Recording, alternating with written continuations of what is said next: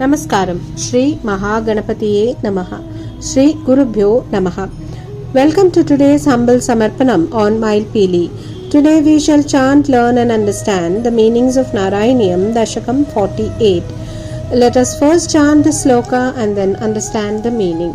Dasakam 48 describes the Leela of freeing Nalakubera and Manigreeva, the sons of the Lord of Wealth Kubera, from their curse.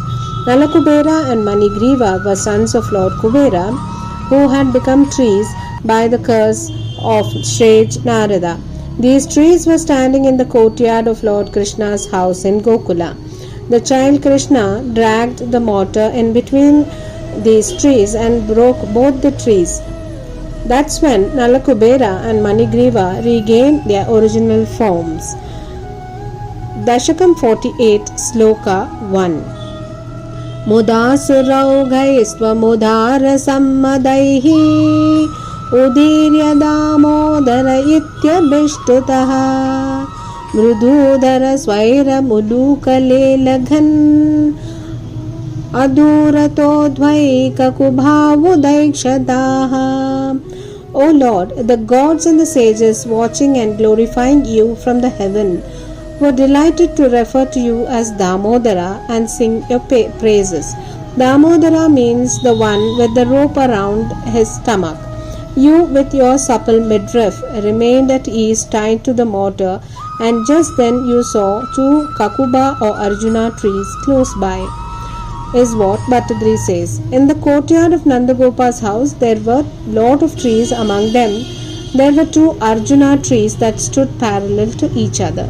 Mother Yashoda had tied Krishna to the mortar in the courtyard of their house, and Krishna, who was being praised and called as Damodara by all the gods and sages from heaven, was looking at ease though he was tied to the mortar, and just then he spots the two Arjuna trees, is what we understand in this shloka. Dasakam 48, Sloka 2. Kubera sunur nalakubara bidaha Paro Manigreeva iti pratam gataha Mahesha seva digata shriyon madhau Chiram kila tvadvimukhaval keladam. O Lord, Nalakubera and Manigreeva, the two famous sons of Kubera, the god of wealth, acquired great wealth and prosperity by worshipping Lord Shiva. They became very proud and arrogant because of their immense wealth, and they frittered away their time in sensual pleasures and became haughty and indifferent with no thought of you, is what Bhattadri says to the Lord here. Haughtiness and pride is something that people tend to acquire along with a lot of fame and wealth, and so did the two famous sons Nalakubera and Manigreeva of the god of wealth Kubera also acquired. They were very busy enjoying their wealth and indulging in sensual pleasures that they forgot the Lord and behaved indifferently to him. They just had no time to think of the Lord, is what we understand here. Dasakam 48, Sloka 3. Surapagayam kilatau madotkathau Surapagayat bahuyavvatavritau Vivasasau keliparau sanaradaha Bhavatpadaika pravano niraikshata. O Lord, once while they were bathing naked in the holy Ganges, engaged in romantic interludes with some singing maidens, and were fully drunk with liquor and were behaving with arrogance, they were seen by sage Narada, who worships only your lotus feet, is what Bhattadri says here. Narada, the prime devotee of the Lord, once spots Nalakubera and Manigreeva in an inebriated state along with young damsels who were also drunk and were sporting in the river Ganges stark naked, singing and enjoying the sensual romantic pleasures, is what we understand. Dasakam 48, Sloka 4. Biya priya lokamupata vasasam Puro nirikshapi madhanta chetasau Imau bhavad bhaktyupashanti siddhaye Munir jaghau shanti mrute kutus sukham. O Lord, seeing the sage their beloved female companions gathered up their clothes in panic and left the place. Even then, these two sons of Kubera, still intoxicated by liquor, did not come to their senses. Sage Narada therefore cursed them so that they would regain unmitigated devotion to you and obtain peace of mind. Without a calm mind, happiness will be totally absent, is what Bhattadri says in this shloka.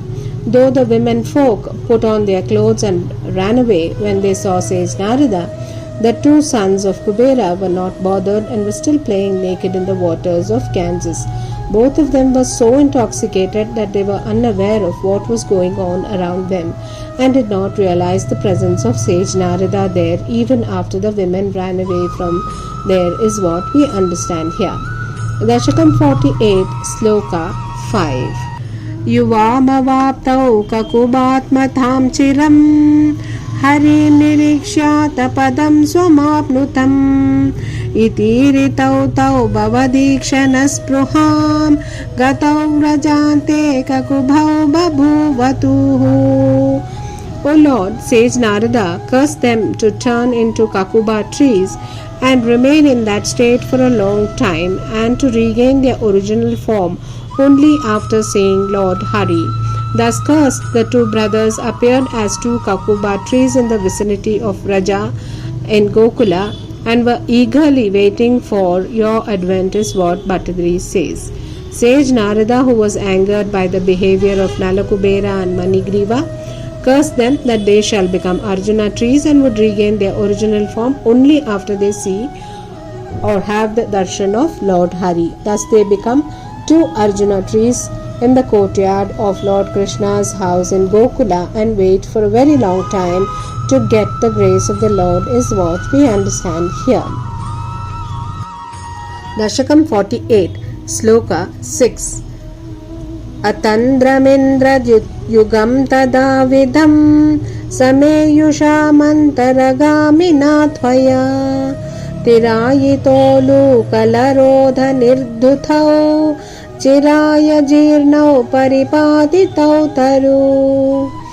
O Lord, dragging the mortar, you moved steadily and purposefully towards those two trees, already worn out at the roots due to age, entering between them with the mortar behind you. You made them fall by the mortar getting entangled in their roots, is what Bhattadri says in this sloka. Krishna, who was tied to the mortar by Mother Yashoda, is well aware of the curse and he purposefully drags the mortar and passes between them. But the mortar, which is big, cannot pass through them and gets entangled. The trees, due to long wait for Krishna, were aged and decayed at the roots. Krishna gives a pull at the mortar which led to the felling of the two Arjuna trees, is what we understand here. Dashakam 48, Sloka 7. Abhajishakidvitayam yada tvaya tadhaiva tadgarbhatalani yusha mahatvisha yakshayugena takshanad abhaji govinda bhavanapi stavaihi. O Govinda, no sooner were the two trees uprooted, they appeared from them two radiant yakshas singing hymns of your glory. The two sons of Kubera, Nalakubera and Manigreeva, appear in their original yaksha form and they are singing the praises and the glory of the Lord who helped them regain their original radiant form after a long wait.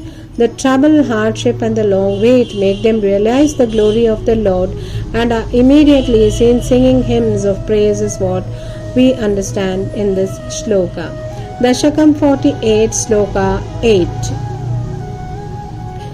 Ihanya bhaktopi sameshyati kramad bhavantametau kalu rudra sevakau muni prasadad bhavadangrimagatau gatau vrananau kalu bhakti mutthamam. O Lord, here in your Krishna incarnation, even those who worship other deities will eventually become devoted to you. Thus, by the blessing of Sage Narada, these two devotees of Rudra finally took shelter at your feet and, asking only for the boon of everlasting devotion to you, went back to their abode, says Bhattadri. What we understand is that Krishna is the supreme god, and whoever worships any other gods or demigods will also have to eventually take shelter at the feet of Krishna and will eventually attain devotion and love for Krishna. Dasakam 48, Sloka 9. Tatastaruddharanadharunarava prakampi sampatini gopamandale vilajjitattvajjanani mukekshina vyamokshinandhena bhavan vimokshadaham. O Lord, then by the falling of the trees, which caused a frightening sound, a group of gopas were frightened and rushed to the spot trembling, thinking there might be some danger that may have come upon Krishna. As Nanda glanced at your mother meaningfully, she felt very ashamed for her foolish act of tying you up to the mortar. Nanda then released you from the mortar. O Lord, you who releases everyone from the bonds of samsara, the cycle of repeated life and death, and the illusion of Maya is what we understand in this shloka. Dasakam 48, Sloka 10. Mahirohor madhyagato batarbakho Hare prabhavada parikshato duna iti bravanairgamito gruham bhavan marutpuradeshwara pahi mam gadat. O Lord, wondering aloud that the child was unharmed in the midst of the uprooted trees and thanking Lord Hari for his grace, Nanda carried you back into the house. O Guru Ayyappa, may you of such miracles save me from my troubles is what Bhattadri prays here in this shloka. Nanda Gopa is so much relieved that nothing came upon Krishna in spite of such two huge trees falling down, and it was indeed a miracle that Krishna did not even have a scratch on him, is what all the Gopas and Nanda wondered. Hare Krishna. Govinda Nama Sankirtanam Govinda Govinda Narayana Akila Guru Bhagavan Namaste Shri Haraye Namah Shri Maha Periyava Sharanam.